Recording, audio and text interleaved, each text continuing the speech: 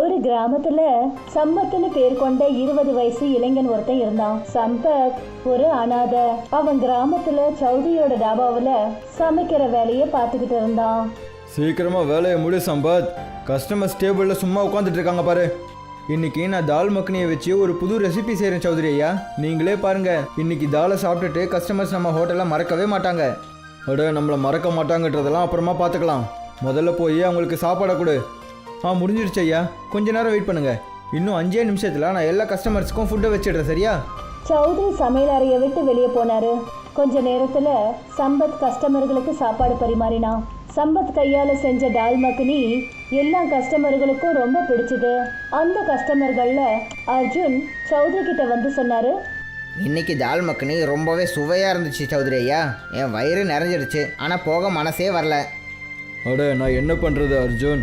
என் டாபாவில் செய்கிற சாப்பாடு அவ்வளோ நல்லா இருக்குல்ல, அதனால ஜனங்க வயிறு நிறைஞ்சிடுது, ஆனால் போக மனசு வர மாட்டேங்குது. என்னோட மனைவி ரொம்ப சூப்பராகவே சாப்பாடு செய்வா. அடா, நீங்கள் என்ன பேசிகிட்டு இருக்கீங்க சௌத்ரி ஐயா? உங்கள் மனைவி எப்போவும் உங்கள் பக்கத்தில் உட்காந்து காசு தானே எண்ணிக்கிட்டு இருக்காங்க. சாப்பாட்டை நம்ம கிராமத்து சம்பத் தானே செய்கிறான்.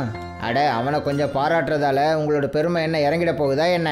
இப்படி சொல்லிட்டு அர்ஜுன் அந்த இடத்த விட்டு போனாரு. சௌத்ரி ரொம்ப கோவப்பட்டு தன்னோட மனைவி ருக்மணியை பார்த்து என்ன சொன்னாருன்னா, நீயே பார்க்குறல்ல, உன்கிட்ட எத்தனை தடவை சொல்கிறது, நீயும் அந்த கிச்சனுக்கு போய் சம்பத்துக்கு ஏதாவது உதவியாக இருன்னு. என்னால் ஒரு சமயத்தில் ஒரே ஒரு வேலை தான் பார்க்க முடியும். ஒன்று நான் பணத்தை எண்ணுவேன், இல்லைன்னா சமையல் அறையில் சேரில் போய் உட்காருவேன். நீ சரியான முட்டாளாக ஆகிக்கிட்டே தான் இருக்க. கொஞ்சம் யோசி. ஒருவேளை சம்பத் நாளைக்கே நம்ம தாபா விட்டு போயிட்டானா அப்புறம் என்ன ஆகும்? ஜனங்களுக்கு அவன் கையால் செய்கிற சாப்பாடு தான் ரொம்பவே பிடிச்சிருக்கு. அதனால தான் நான் எல்லா ஜனங்கக்கிட்டையும் சாப்பாடு அவன் கிடையாது, நீ தான் செஞ்சுக்கிட்டு இருக்கேன்னு சொல்லிக்கிட்டு இருக்கேன். ஆனால் நான் சொல்கிறத நீ புரிஞ்சிக்கவே மாட்டேங்கிறியே. நீங்கள் ரொம்ப சரியாக சொல்கிறீங்கங்க. இந்த விஷயம் என் மனசுக்கு தோணவே இல்லை பாருங்க. நானும் நாளையில இருந்து சம்பத்துக்கு பக்கத்தில் சேரை போட்டு உட்காந்துருக்கேன். மறுநாள் சம்பத் டாபாவுக்கு வந்தபோது சௌத்ரி சம்பத்தை பார்த்துட்டு என்ன சொன்னாருன்னா, சம்பத், இன்னையிலேருந்து என்னோட மனைவியும் உன் கூட அந்த கிச்சன்லேருந்து வேலை செய்வா. சௌத்ரி ஐயா, முதலாளி அம்மாவை ஏன் கஷ்டப்படுத்துறீங்க? சாப்பாடு செய்ய தான் நான் இருக்கேன்ல. நான் என்ன சொல்கிறேனோ அதை மட்டும் செய், தேவையில்லாமல் பேசாத. சரி சௌத்ரி ஐயா, நீங்கள் சொன்ன மாதிரியே செய்கிறேன். அன்னையிலிருந்து ருக்மணி சம்பத்தோட சமையல் அறையில உட்கார ஆரம்பிச்சா. கொஞ்ச நாளைக்கு அப்புறம் சௌத்ரி எல்லா கஸ்டமர்களையும் நம்ப வச்சாரு. அதாவது அவரு தாபாவில் கொடுக்குற அந்த சாப்பாடு தன்னோட மனைவி ருக்மணி தான் செய்யறான்னு. ஒரு நாள் சம்பத் தன்னோட வேலைக்கு போக வீட்டை விட்டு வெளியே கிளம்பினான். அப்பதான் அந்த இடத்துக்கு சௌத்ரி வந்துட்டாரு. சௌத்ரி ஐயா, நீங்களா? நான் தாபாவுக்கு தானே வந்துக்கிட்டு இருக்கேன். நான் உன்கிட்ட எதை சொல்கிறதுக்காக வந்திருக்கேன்னா, நீ இனிமே என்னோட டாபாவுக்கு வந்து எந்த வேலையும் செய்ய வேண்டிய அவசியம் இல்லை. நீங்கள் எதுக்காக இப்படி பேசிகிட்டு இருக்கீங்க சௌத்ரி ஐயா? எனக்கு தெரிஞ்ச வரைக்கும் நான் எப்பவும் சுவையான உணவுகளை தானே செஞ்சிட்ருக்கேன். அப்புறம் எப்பவும் என்னை குறை சொல்கிற அளவுக்கு நான் நடந்துக்கிட்டதில்லை. அதை பற்றி எனக்கு எந்த ஒரு கவலையும் இல்லை சம்பத். உன்னால தான் என்னோட டாபாவோட பேர் கொஞ்சம் கொஞ்சமாக அழிஞ்சுக்கிட்டு இருக்கு. நீங்கள் எதுக்காக இப்படியெல்லாம் பேசிகிட்டு இருக்கீங்க? எனக்கு ஞாபகம் இருக்கிற வரைக்கும் நான் எப்போலேருந்து உங்கள் டாபாவில் வேலை செய்கிறேனோ அப்போலேருந்து உங்களோட டாபா முன்னாடியை விட நல்லா தானே போகுது. நல்லா தான் போயிட்டுருக்கு. ஆனால் அது நீ இருக்கிறதால தான். ஒரு வேளை நான் இன்னும் கொஞ்ச நாளைக்கு உன்னை வேலையில் வச்சுருந்தேன்னா என்னோட டாபாவோட பேர் சௌத்ரி டாபாங்கிற பேர்லேருந்து மாறி சம்பத் டாபான்னு தான் எல்லோரும் கூப்பிடுவாங்க. அப்படியெல்லாம் பண்ணாதீங்க சௌத்ரி ஐயா. நான் ஒரு அனாதை. எனக்கு இந்த வேலையை தவிர வேறு எந்த வேலையும் தெரியாது. அதெல்லாம் உன்னோட பிரச்சனை, என்னோடது கிடையாது. இன்னையிலிருந்து உன்னை எப்போவாவது என் கடை முன்னாடி எங்கேயாவது பார்த்தேன், கையை காலை உடைச்சி கிராமத்தை விட்டு வெளியே துரத்திடுவேன். இதை சொல்லிட்டு சௌத்ரி கோபத்தோட அந்த இடத்த விட்டு போனாரு. சம்பத்துக்கு வேலை இல்லாம போயிடுச்சு. ரொம்ப நொந்து போய் சம்பத் கிராமத்து தலைவரை போய் பார்த்தான். எனக்கு எல்லாமே தெரியும் சம்பத். சௌத்ரி உனக்கு என்னெல்லாம் பண்ணாருன்னு தெரியும். உனக்கே இந்த விஷயம் தெரியும். சௌத்ரி என்னை விட செல்வாக்கானவர். அது மட்டும் இல்லாமல் ரொம்ப பணக்காரரு. அவர்கிட்ட என்னால் பிரச்சனை பண்ண முடியாது. தலைவரே, நான் சௌத்ரி கிட்ட சண்டை போடணும்னு உங்ககிட்ட வரல. நான் உங்ககிட்ட உதவி கேட்கறதுக்காக தான் வந்திருக்கேன். உங்களுக்கே தெரியும்ல தலைவரே, நான் ஒரு அனாதை. சில வருஷங்களுக்கு முன்னாடி தான் என்னோட அம்மா அப்பா என்னை விட்டுட்டு போயிட்டாங்க. நான் என்னோட கிராமத்தை விட்டு எங்கேயும் போக விரும்பலை. நீ என்னதான் சொல்ல வர? தலைவரே, நான் எப்பவும் சாப்பாடு செய்யணும்னு நினைக்கிறேன். உன்னோட அப்பாவும் ரொம்ப பெரிய சமையல்காரன் தான். தலைவரே, நீங்கள் எனக்கு சின்னதாக ஒரு உதவி பண்ணுங்க. நான் எனக்குன்னு ஒரு டாபாவை நம்ம கிராமத்தில் திறக்க நினைக்கிறேன். நீங்கள் எனக்கு கொஞ்சம் பணம் கொடுக்க முடியுமா? என்னோட டாபா நல்லபடியாக போன உடனே நான் உங்களோட பணம் எல்லாத்தையும் திருப்பி கொடுத்துடுறேன். சரி, கிராமத்தில் என்னோட காலி நிலங்கள் கொஞ்சம் இருக்கு. நீ அந்த இடத்துல போய் டாபாவை திறந்துக்கோ. அதுக்கு எவ்வளோ காசு உனக்கு தேவையோ அதை நான் உனக்கு கொடுக்க தயாரா இருக்கேன். தலைவர் சொன்னதை கேட்டுட்டு சம்பத் ரொம்ப சந்தோஷப்பட்டான். சம்பத் கடின உழைப்போட காலியான நிலத்துல டாபா கட்ட ரொம்ப கஷ்டப்பட்டதுக்கு அப்புறம் சம்பத் அந்த இடத்துல ஒரு டாபாவை ரெடி பண்ணிட்டான். கொஞ்ச நாளைக்கு அப்புறமா சம்பத்தோட டாபாவுக்கு கஸ்டமர்கள் வர ஆரம்பிச்சாங்க. அப்புறம் இந்த விஷயம் சௌத்ரியை உறுத்த ஆரம்பிச்சது. எதை நினச்சி நான் பயந்தனோ அதே தான் நடந்திருக்கு ருக்மணி. அந்த ஒன்றும் இல்லாதவன் அவனுக்குன்னு ஒரு டாபா திறந்திருக்கான். இப்போ நம்ம டாபாவுக்கு குறைஞ்ச ஆளுங்களும் அவனோட டாபாவுக்கு நிறைய பேரும் வராங்க. ஒரு நரியோட புத்தி தான் உங்களுக்குள்ளேயும் இருக்கு. அந்த புத்தியை பயன்படுத்துங்க, அப்புறம் அவனுடைய டாபாவை மூட வைங்க. நீ ரொம்ப சரியா சொல்ற. என்னோட இந்த நரி மாதிரியான புத்தியை வச்சு நான் ஏதாவது ஒன்று யோசிச்சே ஆகணும். சௌத்ரி ரொம்ப தந்திரமா ஒரு கஸ்டமரை தான் சொல்றத கேட்க வச்சாரு. அந்த கஸ்டமர் தெரியாம சம்பத்தோட டாபாவில் சாப்பாட்டுல சௌத்ரி கொடுத்த மருந்த கலந்துட்டு வந்துட்டான். அன்னைக்கு யாரெல்லாம் சம்பத்தோட டாபாவில் சாப்பிட்டாங்களோ அவங்களுக்கு வயிற்றுப்போக்கு ஏற்பட்டுச்சு. மறுநாள் சம்பத்தோட டாபாவுக்கு முன்னாடி கிராமத்து ஜனங்க கூட்டமா வந்துட்டாங்க. அதுல ஒருத்தர் ரொம்ப கோபத்தோட சம்பத் கிட்ட சொன்னாரு, உன்னோட டாபா நல்லா நடக்கணுங்கிறதுக்காக உன்னோட நேர்மையை மறந்துட்டியா? நீங்கள் ஏன் இப்படி பேசிகிட்டு இருக்கீங்க? நான் என்ன பண்ணேன்? என்ன பண்ணியா? அட, நேற்று நான் உன்னோட டாபாவில் தால் சாப்பிட்டேன். அப்போலேருந்து என் வயிறு மோசமாயிடுச்சு. அப்புறம் இங்கே எவ்வளோ பேர் நாங்கள் நின்றுட்டுருக்கோமோ அவங்க எல்லார் வயிறும் மோசமாயிடுச்சு. இது எல்லாத்துக்கும் நீ தான் பொறுப்பு. நீ கண்டிப்பாக சாப்பாட்டில் ஏதோ ஒன்று கலந்துருக்க. நீங்கள் தப்பாக நினச்சிட்ருக்கீங்க. நான் சாப்பாட்டில் எதையுமே கலக்கலை. இன்னையிலேருந்து நாங்கள் யாருமே உன்னோட டாபாவுக்கு வந்து சாப்பாடு சாப்பிட வரமாட்டோம். சாப்பாடு எல்லாத்தையும் செஞ்சு நீயே சாப்பிடு. இப்படி சொல்லிட்டு அந்த ஆளு அங்கிருந்து போயிட்டாரு. அப்புறம் சம்பத் கண்ணில் கண்ணீரோட தன்னோட டாபாவில் உட்காந்துட்டான். சம்பத்துக்கு மறுபடியும் வேலை இல்லாமல் போயிடுச்சு. கொஞ்ச நாளைக்கு அப்புறம் சம்பத்தோட டாபாவில் தலைவர் வந்து சொன்னாரு, சம்பத், நீ என்கிட்ட காசு வாங்கியிருந்தல்ல, அதை எப்போ திரும்ப தருவ? தலைவரே, உங்களுக்கே நல்லா தெரியும் என்னோட டாபாவுக்கு எந்த கஸ்டமர்ஸும் வர்றதில்லை. அதெல்லாம் எனக்கு தெரியாது சம்பத். எனக்கு என்னோட காசு வேணும், அதுவும் வட்டியோட. தலைவர் பேசினதை கேட்டதும் சம்பத் அதிர்ச்சி ஆயிட்டான். நாம வட்டியை பற்றி எதுவும் பேசவே இல்லையே. நான் அதை சொன்னேன், நீ தான் கேட்டிருக்க மாட்டேன். இன்னும் 2 நாளைக்குள்ளே என்னோட காசு வட்டியோட எனக்கு திரும்பி வரலன்னு வச்சுக்க, நான் உன்னோட வீட்டையும் உன்கிட்ட இருந்து பிடுங்கிடுவேன். அப்புறம் அதை விற்று அதிலேருந்து என்னோட காசை எடுத்துக்குவேன். அப்படியெல்லாம் பண்ணிடாதீங்க தலைவரே, நான் ஒரு அனாதை. நீங்கள் என்கிட்ட இருந்து என்னோட வீடையும் எடுத்துக்கிட்டீங்கன்னா அப்புறம் நான் எங்கே போகிறது? நான் உனக்கு 2 நாள் டைம் கொடுக்குறேன். இப்படி சொல்லிட்டு தலைவர் அந்த இடத்த விட்டு போயிட்டாரு. 2 நாள் கழிச்சு தலைவர் சம்பத்தை அவனோட வீட்டை விட்டு கழுத்தை பிடிச்சு வெளியே தள்ளினாரு. அவனுடைய டாபாவையும் அடிச்சு நொறுக்கினாரு. சம்பத் கண்கள்ல கண்ணீரோட ஹைவேல இருக்கிற ஒரு அடர்ந்த மரத்துக்கடியில் உட்காந்து தன்னுடைய விதியை நினைச்சு அழுதான். சம்பத் அழுது அழுது காலையில இருந்து சாயந்தரம் வரைக்கும் ஆயிடுச்சு. அப்பதான் அவன் பார்த்தான், அந்த மரத்துல ஒரு பறவை கூடு கட்டி இருந்தது. அந்த கூடை ஒரு கழுகு சுத்திக்கிட்டே இருந்தது. இந்த கழுகை நம்ம துரத்தி ஆகணும், இல்லைன்னா அது அதோட கூட்டை உடைச்சிடும். என்னோட வீட்டை காப்பாற்றுறதுக்கு தான் எந்த கிராமத்து ஜனங்களும் இல்லை. ஆனால் பாவம், இந்த பறவையோட கூட்டை இந்த கழுகு வந்து உடைக்கிறத நான் விட மாட்டேன். சம்பத் அந்த கழுகை அந்த இடத்த விட்டு துரத்தினான்.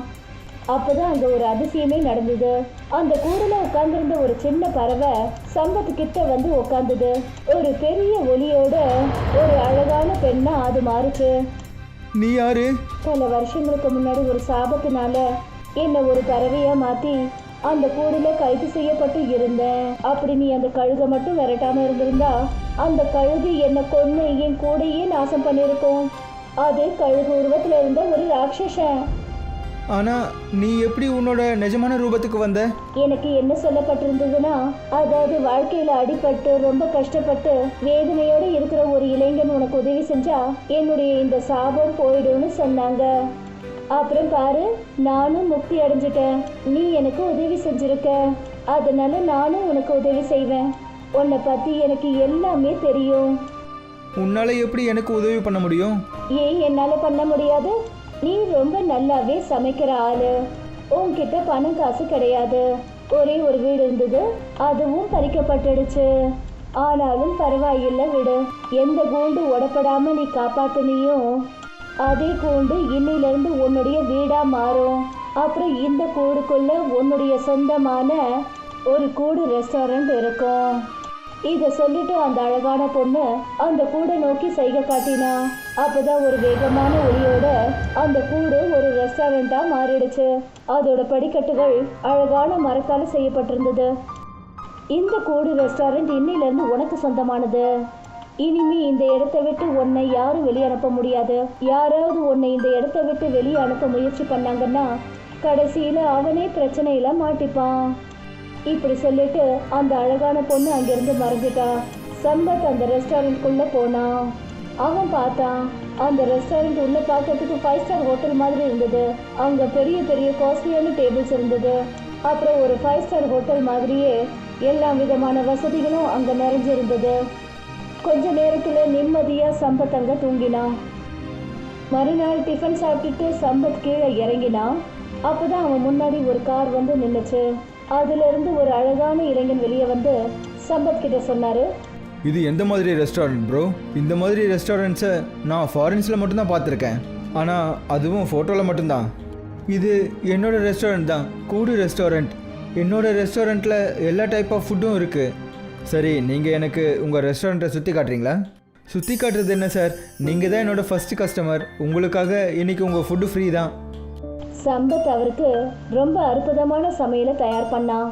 சாப்பாடு சாப்பிட்டுட்டு அந்த இளைஞர் ருசி பார்த்துக்கிட்டு என்ன சொன்னார்னா, நான் சொல்கிறத நம்புங்க, நான் எவ்வளவோ பெரிய பெரிய 5 ஸ்டார் ஹோட்டலெல்லாம் சாப்பிட்ருக்கேன். ஆனால் இந்த மாதிரி ஒரு சுவையான சாப்பாட்டை என்னோடய லைஃப்பில் நான் சாப்பிட்டதே கிடையாது. நான் ரொம்பவே பெரிய ஒரு கம்பெனியில் அட்வர்டைஸராக ஒர்க் பண்ணிக்கிட்டு இருக்கேன். உங்களுக்கு ஓகேனா நான் உங்களோட இந்த கூடு ரெஸ்டாரண்ட்டை அட்வர்டைஸ் பண்ணி கொடுக்கவா? அப்போ உங்கள் ரெஸ்டாரண்ட் ரொம்பவே ஃபேமஸ் ஆகிடும். அப்புறம் இங்கே கஸ்டமர்ஸோட கூட்டமும் நிறைஞ்சிடும். நீங்கள் மட்டும் அப்படி பண்ணீங்கன்னா அது எனக்கு செய்கிற ரொம்பவே பெரிய உதவியாக இருக்கும். அந்த இளைஞர் அங்கிருந்து சிரிச்சுக்கிட்டே போனாரு. மறுநாள் அந்த ரெஸ்டாரண்ட்டுக்கு நகரத்திலிருந்து வர மக்கள் கூட்டம் அதிகமாயிடுச்சு. அந்த கூட்டத்துல பெரிய பெரிய தலைவர்கள், பத்திரிகையாளர்கள், ரொம்ப பெரிய பணக்கார ஃபேமிலிங்க இருந்தது.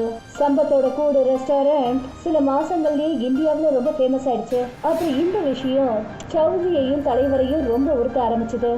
நீ பேருக்கு மட்டும்தான் ஒரு தலைவர், ஆனால் உன்னால் ஒரு சின்ன வேலையை கூட செய்ய முடியல. நீ என்னெல்லாம் சொன்னியோ அதை விட நான் நிறையவே செஞ்சிட்டேன், தெரியும்ல? அட, நீ அவனை உன்னோட டாபாவில் இருந்து மட்டும்தான் துரத்தி விட்டேன், ஆனால் நான் அவனோட வீட்டையே எடுத்துக்கிட்டு அவனை துரத்தி விட்டேன். அட, அவனோட தலையெழுத்து நல்லா இருக்கும்போது அதில் நான் என்ன பண்ண முடியும்? இதை பேசுகிறதால என்ன பிரயோஜனம் தலைவரே? அவனோட அந்த கூடு ரெஸ்டாரண்ட்டுக்கு சிட்டியில் இருக்கிற பணக்காரங்களாம் வராங்க. அப்புறம் கிராமத்தில் இருக்கிற ஜனங்களுக்கு அவன் அந்த கூடு ரெஸ்டாரண்ட்டில் உணவை ஃப்ரீயாக கொடுத்துட்ருக்கான். அவன் தினமும் எல்லாருக்கும் அன்னதானம் கொடுக்குறான், நல்ல பேரை வாங்கிக்கிறான். அப்புறம் நாம் இங்கே வெறும் கையை வீசிக்கிட்டு தான் உட்காந்துட்டு இருக்க வேண்டியதாக இருக்குது. உனக்கு என்ன தான் வேணும்? எனக்கு என்ன வேணும்னா அவனோட அந்த கூடு ரெஸ்டாரண்ட்டில் தீ வச்சுடு. அப்படின்னா எதுக்கு வெயிட் பண்ணிக்கிட்டு? சரி, கிளம்பலாம். இன்னைக்கு நைட்டு அந்த நல்ல வேலையை முடிச்சு வச்சிடலாம். தலைவரும் சௌத்ரியும் பெட்ரோலை எடுத்துக்கிட்டு அந்த மரத்துக்கிட்ட வந்தாங்க. அவங்க அந்த மரத்து மேல பெட்ரோலை தெளிச்சாங்க. ஆனா அதுல அவங்க நெருப்பை வைக்கிறதுக்கு முயற்சி பண்ண போது திடீர்னு அவங்க உடம்புல ரொம்ப மோசமா எரிய ஆரம்பிச்சது. அப்புறம் அவங்க பயங்கரமா கத்த ஆரம்பிச்சாங்க. சம்பத்தும் மற்ற கஸ்டமர்களும் ரெஸ்டாரண்ட்டுக்கு கீழே வந்தாங்க. அட, உங்க 2 பேருக்கும் என்னாச்சு? நீங்க 2 பேரும் ஏன் கத்திக்கிட்டு இருக்கீங்க? எங்களை மன்னிச்சிடு சம்பத், நாங்கள் 2 பேரும் உன்னோட கூடு ரெஸ்டாரண்ட்டுக்கு தீ வைக்கிறதுக்காக தான் வந்தோம். ஆனால் நாங்கள் அந்த கூட்டில் தீ வைக்க முயற்சி பண்ணும்போது எங்களோட உடம்புல ஏதோ தீ எரியிற மாதிரியே இருக்குது. இன்றைக்கி ஏதோ தப்பு பண்ணிட்டீங்க தலைவரே, ஆனால் இதுக்கப்புறம் எப்பவும் அந்த தப்பை மட்டும் பண்ணிடாதீங்க.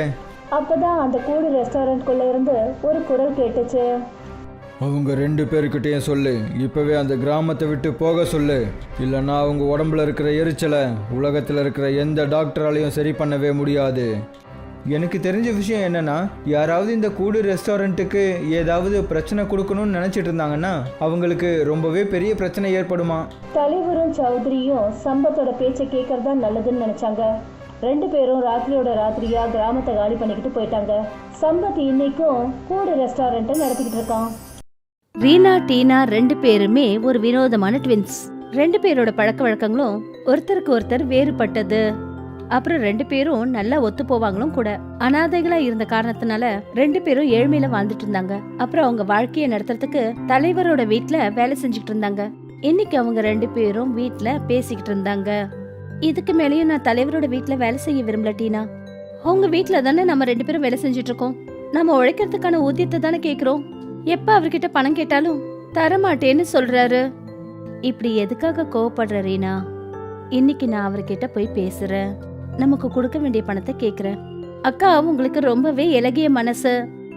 உனக்கும் தெரியும் நம்ம கிராமத்துல பல வருஷமா வைரஸ் பரவிக்கிட்டு இருக்கிறது. அப்புறம் அதுக்கான மருந்து தலைவர் ஐயா வீட்டுல தானே கிடைக்குது. அதனால நாமளும் கொஞ்சம் பொறுத்து தான் போகணும் ரீனா. நீங்க 5 நிமிஷம் தான் என்னை விட பெரியவங்க, அதனாலதான் உங்க பேச்ச நான் கேக்குறேன். அப்படி நான் மட்டும் பெரியவளா இருந்தேன் அவர்கிட்ட இப்பவே போய் பணத்தை வாங்கிட்டு வந்திருப்பேன். ஆமா, அது என்னமோ உண்மைதான். தலைவர் தன்னோட வீட்ல ஒரு ரசாயனத்தை தயாரிச்சிட்டு இருந்தாரு. இன்னைக்கு நான் இதை அரிசியில கலந்துடுவேன், அதையே கிராமத்து மக்களுக்கு கொடுத்துடுவேன். அதுக்கப்புறம் அவங்களுக்கு உடம்பு சரியில்லாம ஆச்சுன்னா அவங்களுக்கு நான் மருந்து கொடுத்ததுக்கு பதிலா என் வீட்டுல வந்து வேலை செய்ய சொல்லுவேன். இந்த கிராமத்து ஜனங்க எனக்காக பிறந்தவங்க. அப்புறம் நான் உருவாக்குன நோயை எப்பவும் போக விடவே மாட்டேன். ரசாயனம் தயாராயிடுச்சு. அப்புறம் தலைவர் வயல்ல அதை தெளிக்கிறதுக்காக போய்கிட்டு இருந்தாரு. உண்மையை சொல்ல போனா வைரஸ் கிராமத்துல பரவறதுக்கு காரணமே தலைவர் தான். எந்த மாதிரி அவர் வயல்கள்ல இந்த ரசாயனத்தை தெளிக்கிறாரோ சரியா அதே மாதிரி கடந்த 2 வருஷமா தலைவரோட இந்த தெளிப்பு கிராமம் முழுக்க வைரஸ் பரவிடுச்சு. அப்புறம் மாத்திரைக்கு பதிலா கிராம ஜனங்க கிட்ட அவங்களுடைய வயலை வாங்கிடுவாரு. எப்பவும் இந்த கிராமத்தை முன்னேற விடவே மாட்டேன். ஒருவேளை முன்னேறினா அது நான் மட்டும்தான். தலைவர் அங்கிருந்து தன்னோட வீட்டுக்கு போயிட்டாரு. அப்புறம் மறுநாள் டீனாவும் ரீனாவும் காலங்காத்தாலேயே அவங்க வீட்டுக்கு வேலை செய்ய வந்துட்டாங்க. வேலை முடிஞ்ச உடனே அவங்க 2 பேரும் தலைவர்கிட்ட பணத்துக்காக போய் பேசினாங்க.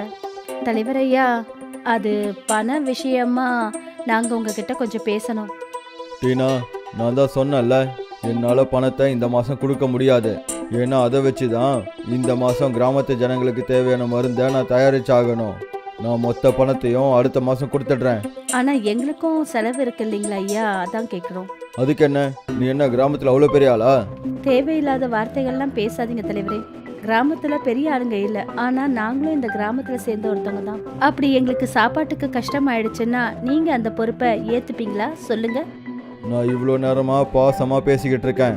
ஆனால் இப்போ கேளு, நான் கிராமத்து ஜனங்களுக்கு மாத்திரைகளை செஞ்சு முடிக்கிற வரைக்கும் என்னால் உங்கள் 2 பேருக்கும் 1 பைசா கூட கொடுக்கவே முடியாது. தலைவர் ஐயா, எங்களுக்கு இந்த மாசம் சேர வேண்டிய பணத்தை மட்டும் கொடுத்துருங்க. எங்க நிலைமை ரொம்ப கஷ்டத்துல இருக்கு தலைவர் ஐயா. சரி டீனா, நான் உனக்கு பணத்தை கொடுத்துடுறேன். ஆனால் நாளையிலேருந்து நீங்கள் வர வேண்டிய அவசியம் கிடையாது. நாங்க எதுக்காக வரப்போறோம்? தலைவர் டீனா கையில பணத்தை கொடுத்துட்டாரு. அப்புறம் 2 பேரும் அங்கேருந்து வீட்டுக்கு திரும்பி வந்தாங்க. டீனா ரொம்ப கவலையா இருந்தா. தான் அக்காவோட முகத்துல அந்த கவலையை பார்த்துட்டு ரீனா அவகிட்ட என்ன கேட்டான்னா, என்ன ஆச்சு, நீங்க எதுக்காக இவ்வளோ கவலையோட இருக்கீங்க அக்கா? இப்போ உனக்கு சரியா புரியாது ரீனா. அப்படி நமக்கு ஏதாவது கஷ்டம் ஏற்பட்டா நமக்கு மாத்திரை மருந்து கூட கிடைக்காது. அப்புறம் வேலை இல்லாத காரணத்தினால இப்ப நமக்கு பண தேவை முன்ன விட அதிகமாயிடுச்சு. அதுக்கு நாம வேற எங்கேயாவது வேலை பார்க்கலாம்க்கா. வேற எங்க? கிராமத்துல வியாபாரங்கிறது எல்லாமே தலைவரோட கையில தானே இருக்கு. அப்புறம் அவர்கிட்ட தான் நாமளும் சண்டை போட்டுக்கிட்டோம். நம்ம கிராமத்துல ஒருத்தவங்க வீட்டுல வேலை செய்யற அளவுக்கு யாருமே இல்ல. ஆமாக்கா, எல்லாருமே இந்த வியாதியால பாதிக்கப்பட்டிருக்காங்க. தலைவர் ஐயா அவங்களுக்கு உதவி செய்யறதுனால எல்லாரும் அவருக்கு அடங்கி போயிட்டு இருக்காங்க. அதுக்காக நீ தப்பு செஞ்சுட்டேன்னு நான் சொல்ல வரல ரீனா. ஆனா இதுக்கப்புறமா நாம என்ன செய்யணும் அதையும் யோசிக்கணும்ல. ரீனா இதை கேட்டதும் ரொம்ப கவலையாயிட்டா. அதாவது அவளோட கோபத்தால 2 சகோதரிகளும் கஷ்டங்களை அனுபவிக்க வேண்டியதாயிடுச்சு. இதே மாதிரி மெல்ல மெல்ல 1 மாசம் கடந்து போச்சு. அவங்க 2 பேர் கையில இருந்த பணம் மொத்தமா கொஞ்சம் கொஞ்சமா செலவாயிடுச்சு. இப்போ வீட்டுல மளிகை சாமான் எதுவுமே இல்ல. கடைசி உணவு மட்டும்தான் இருந்தது. அத ரீனா டீனாவுக்கு சாப்பிட கொடுத்தா. ஆமா, நீ சாப்பிட்டியா? நான் உங்களுக்கு முன்னாடியே சாப்பிட்டுட்டேன்க்கா. நீங்க வேலையை தேட போனீங்களா அப்பவே? அப்படியா, இப்ப நீங்க இதை சாப்பிடுங்க. அப்புறம் நான் கொஞ்சம் அதிகமா சாப்பிட்டுட்டேன், அதனால உங்களுக்கு ரொம்ப கம்மியா இருக்கு. ஐயோ பைத்தியமே, நீ இதை கூட சாப்பிட்டுருந்தா எனக்கு எந்த கவலையும் கிடையாது. ஆனா நாளையில இருந்து நம்ம என்ன பண்றதுன்னு அதை பத்தி யோசிக்கணும். ஆமாக்கா, மளிகை சாமான் எல்லாமே சுத்தமா காலி ஆயிடுச்சு. அப்பன்னு பார்த்து வெளியில ஒருத்தர் பிச்சை கேட்டு வந்திருந்தாரு. பிச்சை தாருங்கள், பிச்சை தாருங்கள். வணக்கம் பாபா. நலம் உண்டாகட்டும், எனக்கு கொஞ்சம் பிக்ஷை கொடு மகளே. பாபா, உங்களுக்கு கொடுக்கறதுக்கு வீட்டுல எதுவுமே இல்ல. கொஞ்சம் தான் வீட்டுல சாப்பாடு இருந்தது, அதை கூட நான் அக்காவுக்கு இப்பதான் கொடுத்தேன். எங்களை மன்னிச்சிடுங்க பாபா. எதுக்காக அப்படி சொன்ன ரீனா? வீட்டுக்கு பிராமணரோ யாராவது பிக்ஷு கேட்டு வந்தாலும் இப்படி அவங்கள நம்ம திருப்பி அனுப்பக்கூடாது. ஆனா அக்கா, உங்க 2 பேருக்கும் நிறைய பாசம் இருக்கு. அந்த பாசத்தால தான் உன்னோட பசி அடக்கிக்கிட்டு உன் அக்காவுக்கு சாப்பாடு கொடுக்குற. அப்புறம் அக்கா தங்கச்சிக்கு தர்மத்துக்கான வழியை காட்டிக்கிட்டு இருக்க. சின்னவ ரொம்ப பாசமானவ, அப்புறம் பெரியவ தர்மத்தை காப்பாத்துறவ. ரொம்ப நல்ல விஷயம். பாபா, எங்க வீட்டு நிலைமையை உங்ககிட்ட சொல்றதுக்கு முன்னாடியே நீங்க தெரிஞ்சுக்கிட்டீங்க. அப்புறம் நான் இப்படி சொன்னதுக்கு தயவு செஞ்சு என்ன மன்னிச்சிடுங்க. இதுல மன்னிப்பு கேட்கறதுக்கு எந்த விஷயமும் இல்லை மகளே. பாசத்தை விட ஒரு பெரிய தர்மமே கிடையாது.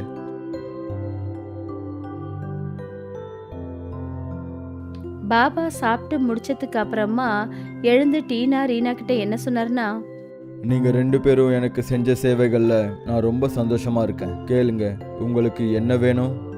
பாபா, இந்த கிராமத்துல ஒரு வைரஸ் பரவி இருக்கு. கடந்த 3 வருஷமா அதுக்கு எந்த தீர்வும் இல்லாம போயிடுச்சு. நீங்க அதை குணப்படுத்துறதுக்கு ஏதாவது ஒரு வழியை சொல்லுங்களேன். அந்த பாபா ஏதோ யோசிச்சுட்டு சிரிச்சாரு. அப்புறம் என்ன சொன்னார்னா, ஒருவேளை இதான் விஷயம்னா இரட்டை சகோதரிகளான உங்களுக்கு நான் ஒரு தாபா கொடுக்குறேன். நீங்க 2 பேரும் அதுல எந்த ஒரு சாப்பாடு செஞ்சாலும் அது மக்களோட வியாதியை சரி பண்ணும். அது அவங்களோட உடம்புக்கு சக்தியை கொடுக்கும். ஆனா என்ன பாபா? அந்த நல்ல விஷயம் நடக்கணும்னா ஒருத்தவங்க ரொம்ப நல்ல மனசோட கருணை உள்ளத்தோட இருக்கிறவங்க மட்டும்தான் அந்த சாப்பாடுகளை செய்யணும். ஒருவேளை சுயநலத்தோடு அதை செஞ்சாங்கன்னா அப்புறம் அதோட எல்லா பலன்களும் வீணா போயிடும். நீங்க சொன்னதை நாங்க கவனத்துல வச்சுக்கிறோம் பாபா. அப்பதான் எங்க அவங்களுடைய வீடு இருந்ததோ அதுக்கு எதிரையே ஒரு டாபா உருவாச்சு. அப்புறம் அந்த பாபா சிரிச்சுக்கிட்டே அந்த இடத்த விட்டு போயிட்டாரு. வாங்கக்கா, இப்ப நாம இந்த டாபாவில் நம்ம வேலையை ஆரம்பிப்போம். அப்புறம் மக்களோட வியாதிய நம்ம குணமாக்குவோம். இனிமே நாம 2 பேரும் கஷ்டப்பட வேண்டிய அவசியம் இருக்காது. 2 சகோதரிகளும் அவங்க டாபாவில் வேலை செய்ய ஆரம்பிச்சாங்க. அப்புறம் கொஞ்ச நேரத்துல உணவுகள் தயாராயிடுச்சு. அந்த டாபாவை பார்த்துட்டு மாலத்தையும் அமிர்தாவும் அங்க வந்தாங்க. அம்மாடி டீனா, ஆமா என்ன விஷயம்? இந்த டாபா எங்க இருந்து வளர்ந்து வந்தது?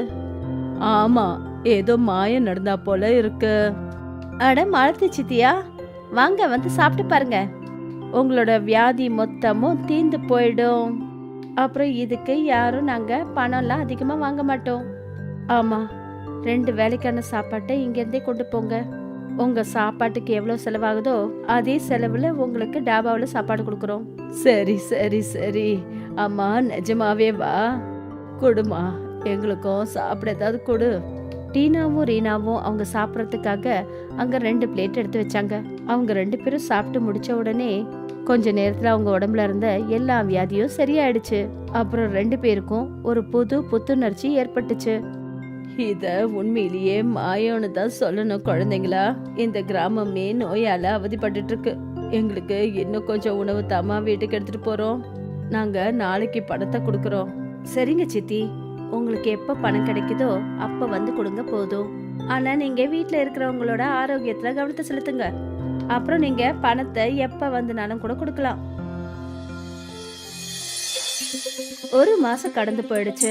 அமிர்தாவும் கிராமத்தை சேர்ந்த சில பேரும் தாபாவுக்கு வெளியில சாப்பிடறதுக்காக லைன்ல நின்றுட்டு இருந்தாங்க. அப்பதான் தலைவர் கையில ஏதோ பேப்பர் எடுத்துக்கிட்டு அங்க வந்தாரு. என்ன விஷயம் ரீனா, டீனா? ரொம்பவே செழிப்பா இருக்கீங்க போல. ஏன் அதுலயும் உங்களுக்கு ஏதாவது பிரச்சனையா? ரீனா கொஞ்சம் அமைதியாரு. அம்மாடே, நீ எதுக்காக ரீனாவை தடுத்து நிறுத்துற? அவ உண்மையை தானே சொல்றா. எல்லாரோட நோயும் சரியாயிட்டு இருக்குன்னு கேள்விப்பட்டேன். அதனாலதான் என்னையே எதிர்த்து இவ்வளோ பேசுறீங்களா? தலைவரே, நீங்க மருந்து மாத்திரைக்கு பதிலா எங்க எல்லாரையும் உங்க நிலத்துல வேலை செய்ய சொல்லில சொன்னீங்க. ஆமாங்க சித்தி, இவர் சொல்றத பார்த்தா இந்த கிராமத்தையே இவர் மொத்தமா வாங்கிட்டா மாதிரி பேசுறாரு. அப்புறம் கிராமத்துல இருக்கிறவங்க எல்லாரையும் இவரு அடிமையா நினைக்கிறாரு. எல்லாரும் கொஞ்சம் அமைதியா இருங்க. இந்த வியாதியில இருந்து நாம குணமாகறமேன்னு நினைச்சு சந்தோஷப்படணும். நீங்க எல்லாம் முதல்ல இதை யோசிங்க. தயவு செஞ்சு இப்படி சண்டை போட்டுக்கிறத நிறுத்துங்க. இப்போவே உங்க எல்லாரோட வாயையும் அடைக்கிறேன் பாருங்க. இந்த காகிதத்தை பாருங்க. அந்த தலைவர் டீனா கிட்டயும் ரீனா கிட்டயும் ஒரு அக்ரிமெண்ட்டை காட்டினாரு. என்னம்மா விஷயம்? இவங்க 2 பேரும் என்ன சொல்லுவாங்க அதை நானே சொல்றேன். இவங்களோட அப்பா சாகறதுக்கு முன்னாடி என்கிட்ட கடன் வாங்கி இருந்தாரு. அந்த கடனை திருப்பி கொடுக்க முடியாததால இந்த நிலம் இப்போ எனக்கு சொந்தம். இவங்களோட ஏழ்மையை பார்த்து இவ்வளோ நாளாக எதுவும் சொல்லலை. ஆனால் இப்போ இந்த நிலம் எனக்கு வேணும். இது ஒரிஜினல் தான். இதுல உங்க அப்பாவோட கையெழுத்து இருக்கு. என்ன கையெழுத்தா? என்னாச்சும்மா? மாலதி எதுக்கு அதிர்ச்சி ஆகுறாங்கன்னா, ஏன்னா உங்க அப்பாவுக்கு படிக்கவோ எழுதவோ தெரியாது. அவரு கை நாட்டு தான் வைப்பாரு. சே, 2 கிழவைங்களும் சேர்ந்து என் வேலையை கெடுத்துக்கிட்டு இருக்காதீங்க. தலைவரே, நீங்க ரொம்ப ஓவரா பேசிட்டீங்க. இங்க இருந்து ஒழுங்கா போயிடுங்க. எந்த ஒரு விஷயத்துக்கும் ஒரு எல்லை உண்டு. ரீனாவுக்கு எப்பவுமே கோவம் வராது. அவ கோவத்தோட இருக்கிறத பார்த்துட்டு ரீனா ரொம்ப அதிர்ச்சி ஆயிட்டா. அப்புறம் கூட இருந்தவங்களும் கூட. உங்க எல்லாரையும் நான் கவனிச்சுக்கிறேன். இப்படி சொல்லிட்டு தலைவர் அந்த இடத்த விட்டு போயிட்டாரு.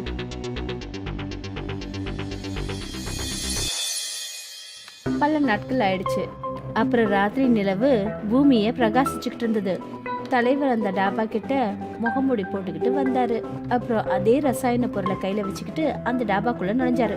இப்போ இந்த அரிசிகள்லையும் இந்த கெமிக்கலை நான் கலந்துடுறேன். ஏன்னா யாரெல்லாம் இங்கே சாப்பிட்றாங்களோ அவங்களுக்கும் வியாதி வரும். அப்புறம் பார்க்குறேன் இந்த கிராமத்து ஜனங்கள்லாம் என்னை எதிர்த்து எப்படி பேசுகிறாங்கன்னு. தலைவர் டாபாக்குள்ள இருந்த அரிசி பருப்புல அந்த ரசாயனத்தை தெளிச்சாரு.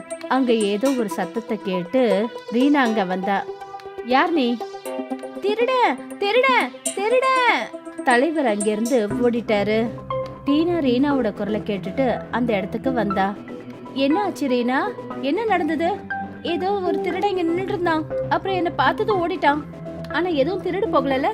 ஆனா இது என்ன கெட்ட வாடை வீசுது. 2 பேரும் அரிசி பருப்புகளை பார்த்தாங்க.